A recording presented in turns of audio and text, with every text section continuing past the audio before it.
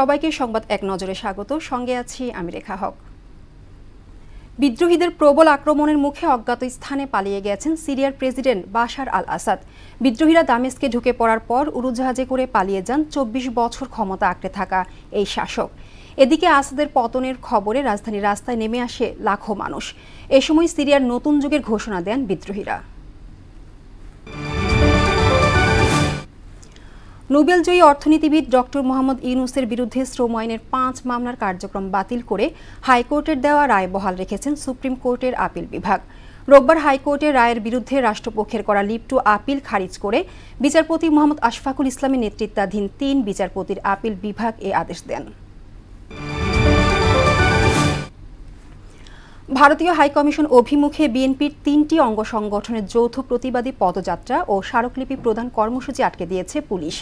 দুপুর ১২টা ৩৫ মিনিটের দিকে রামপুরা ব্রিজের উপর ব্যারিকেড দিয়ে পদযাত্রাটি আটকে দেন তারা। এর আগে বেলা ১১:৩০টায় নয়াপল্টনে দলটির কেন্দ্রীয় কার্যালয়ের সামনে থেকে এই কর্মসূচি শুরু হয়।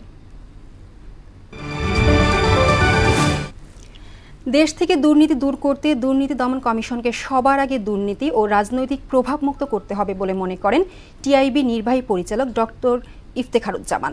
সকালে রাজধানীতে দুর্নীতি বিরোধী দিবস উপলক্ষে আয়োজিত মানববন্ধনে তিনি এ মন্তব্য করেন। ইফতেখারুজ্জামান বলেন, শেখ হাসিনা সরকার দুদকে রাজনৈতিক সুবিধার কাজে।